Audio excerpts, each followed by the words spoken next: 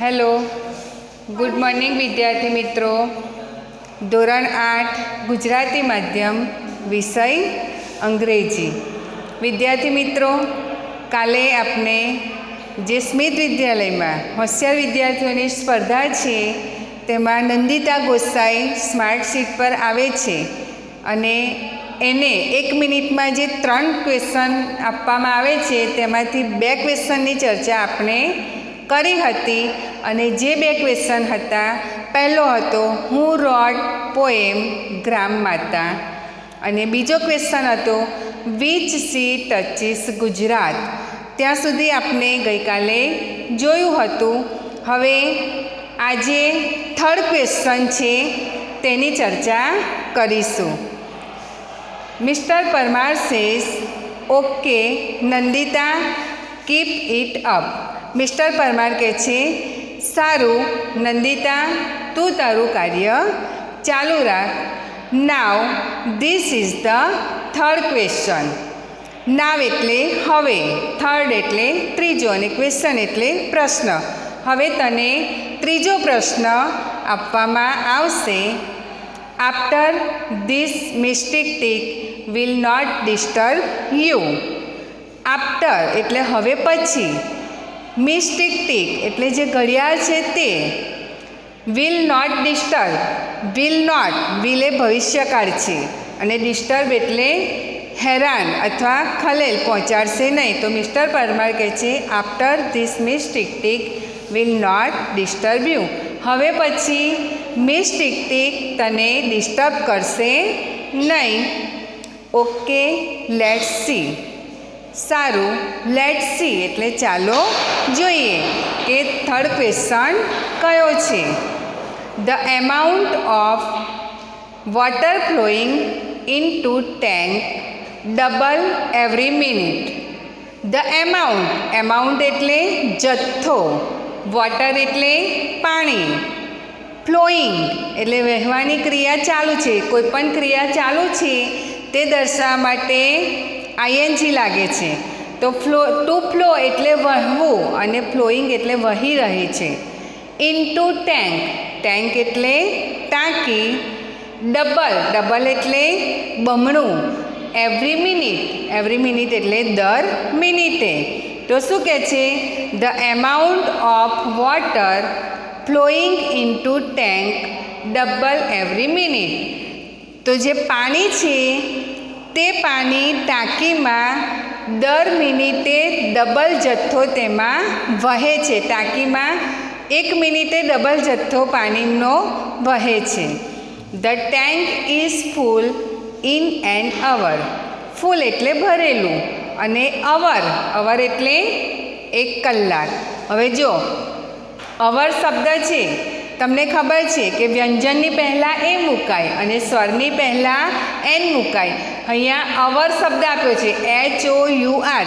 તો અવરનો પહેલો અક્ષર એ સ્વર નથી, છતાં પણ એની આગળ એન આર્ટિકલ મુકાયો છે. તો કેમ એવું? તમને ખબર છે કે ભલે એના સ્પેલિંગની શરૂઆત સ્વરથી નથી થતી, પણ એ શબ્દનો ઉચ્ચાર છે તે ઉચ્ચાર સ્વરથી શરૂ થાય છે, એટલે એની આગળ શું મુકાયું છે?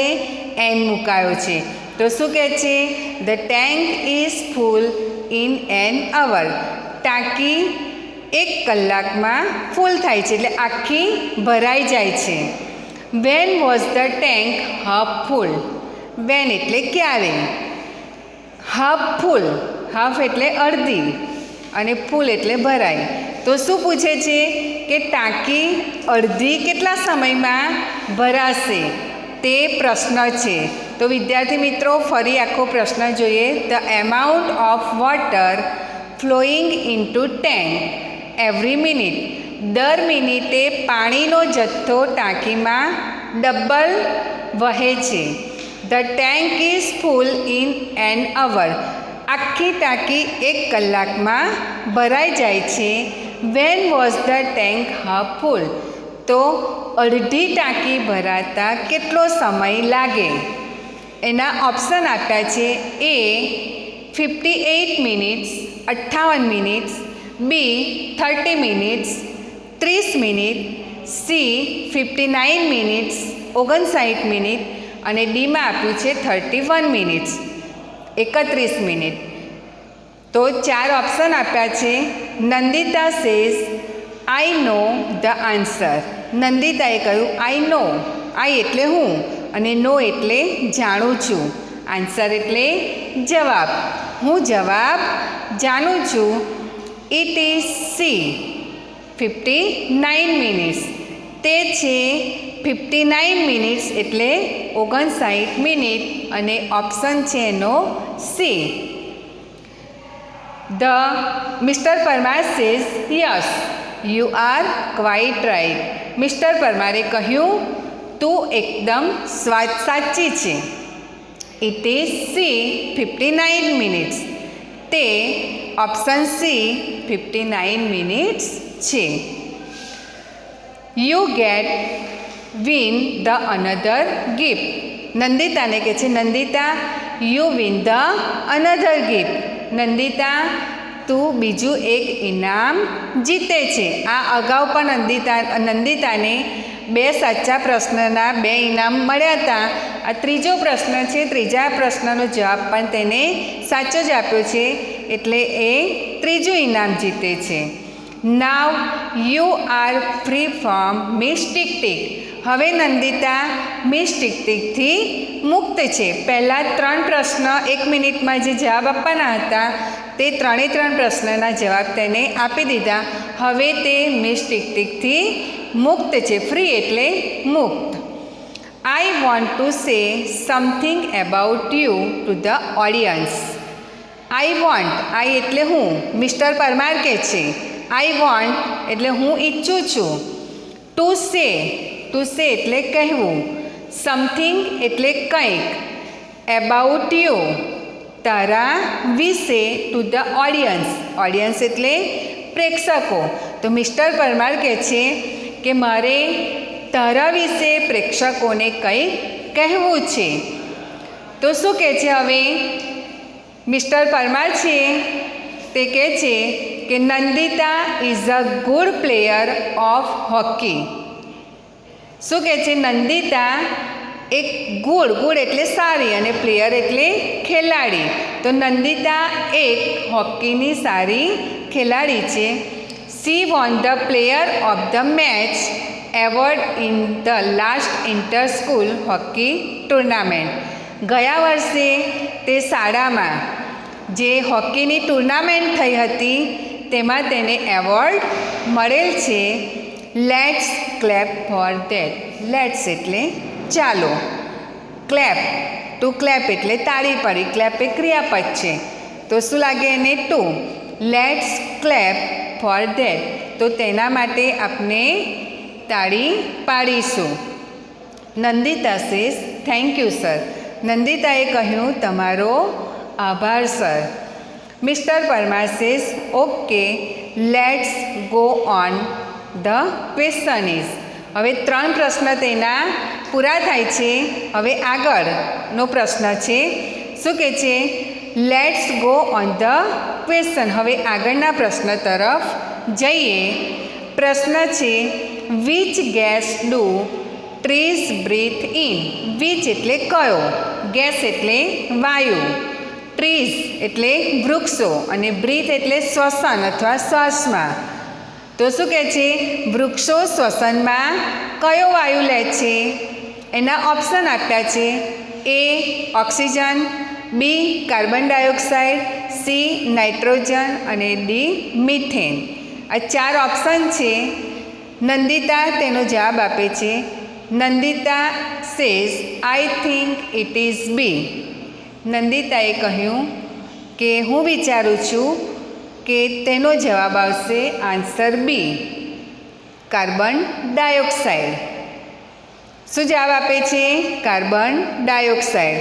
Mister Parmar says is that your final answer. Mister પરમારે કહ્યું શું તારો આ અંતિમ જવાબ છે. Nandita says yes sir. નંદિતાએ કહ્યું હા sir. I want to go with option B.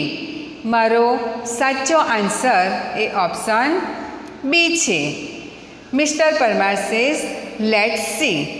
Mister Parmar કહે છે ચાલો જોઈએ. મિસ્ટર બ્રાઇટને કહેશે કે વૃક્ષો શ્વસનમાં કયો વાયુ લે છે તેનો સાચો આન્સર બતાવો.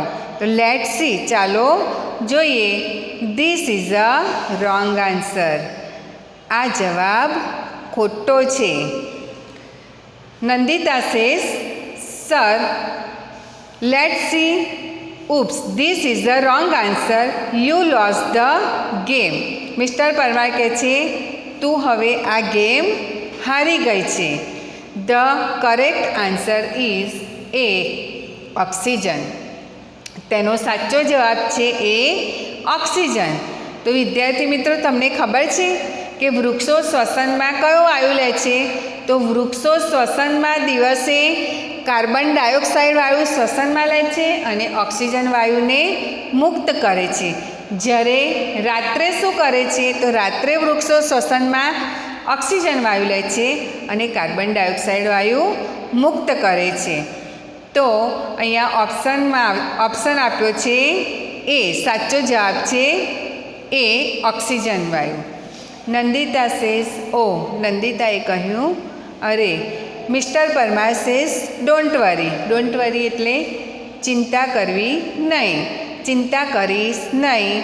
વેલ પ્લેડ નંદિતા. વેલ એટલે સારું, પ્લેડ એટલે રમી. ભૂતકાળ છે, ટુ પ્લે એટલે રમવું એ ક્રિયાપદ છે અને એનું ભૂતકાળ શું થાય?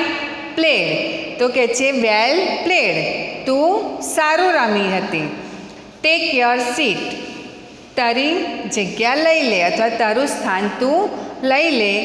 નાવ other contestant keep your finger on the buzzer.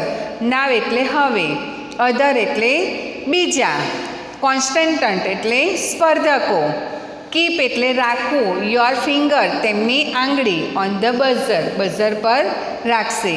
એ શું કહે છે? હવે બીજા જે સ્પર્ધકો છે તે તેમની આંગળી બઝર ઉપર રાખશે. કેટલા સ્પર્ધકો હતા? ટોટલ 9 હતા. 9માંથી સૌથી ઝડપી આન્સર નંદિતાએ આપ્યો હતો, એટલે સ્માર્ટ શીટ પર કોણ હતું? નંદિતા હતી. હવે નંદિતા તે ગેમ હારી જાય છે એટલે એ એનું સ્થાન લેશે અને બાકીના 8માંથી ફરી જે પ્રશ્ન આપવામાં આવશે તેમાં સૌથી જે પહેલાં આન્સર આપશે ઓછા સમયમાં સાચો, તે ફરી સ્માર્ટ શીટ પર રમવા માટે આવશે. મિસ્ટર પરમાર કહે છે now other contestant keep your finger on the buzzer. બીજા જે સ્પર્ધકો છે તે તેમની આંગળી બઝર ઉપર રાખશે. Here comes the next question for first finger first round. અહીં ફર્સ્ટ ફિંગર ફર્સ્ટ રાઉન્ડનો છે તે પ્રશ્ન આપવામાં આવે છે. તો વિદ્યાર્થી મિત્રો, અહીં તમારો પાઠ પૂરો થાય છે. અહીંયા આપણે જે ફોલ્સ ટ્રુ છે પાઠના તે જોઈ લઈએ. પહેલું છે after 3 questions a constant will be free from mistake tick. શું કહે છે વાક્યમાં? કે પહેલાં 3 પ્રશ્ન પછી જે સ્પર્ધક છે તે મિસ્ટેક ટીકથી મુક્ત થઈ જશે. તો હમણાં જ આપણે આજે આ પેરેગ્રાફમાં જોયું કે 3 પ્રશ્ન પછી સ્પર્ધક શું છે? મિસ્ટેક ટીકથી ફ્રી થાય. તો શું આવશે અહીંયા? ટ્રુ. બીજું છે there is a helpline through which we can talk to a person. અહીંયા જે 3 હેલ્પલાઇન આપી છે તે હેલ્પલાઇન દ્વારા આપણે વ્યક્તિ સાથે વાત કરી શકીએ છીએ. તો શું આવશે? ટ્રુ. ત્રીજું છે the expert is an English teacher. તો ઇંગ્લિશના ટીચર છે તે એક્સપર્ટ છે. તો વિદ્યાર્થી મિત્રો, સાચું છે આ? એક્સપર્ટ કોણ હતું? મિસ્ટર શર્મા. અને મિસ્ટર પરમાર કોણ હતા? English teacher. તો આ વાક્ય શું આવશે? ફોલ્સ. સાચું આવશે mister Sharma is an English teacher. Mister Bright gives 1 minute time to the contestant. Mister બ્રાઇટે પ્રશ્નો માટે કેટલી મિનિટ આપી હતી? 1 મિનિટ. તો શું આવશે? True. Mirabai wrote the Gujarati poem Grammata. સૌથી પહેલો પ્રશ્ન જે નંદિતાને પૂછવામાં આવ્યો હતો, હું રોટ પોયમ ગ્રામમાતા. તેનો આન્સર શું હતો? કવિ કલાપી. જ્યારે અહીંયા શું આપ્યું છે? Mirabai wrote the ગ્રામમાતા Gujarati poem ગ્રામમાતા. તો શું આવશે? ફોલ્સ. તો વિદ્યાર્થી મિત્રો, અહીંયા આપણું લેસન 1 ક્યુ ફોર ક્વેશ્ચન પૂર્ણ થાય છે. હવે પછીના લેક્ચરમાં આપણે બીજું ચેપ્ટર ભણીશું. Thank you.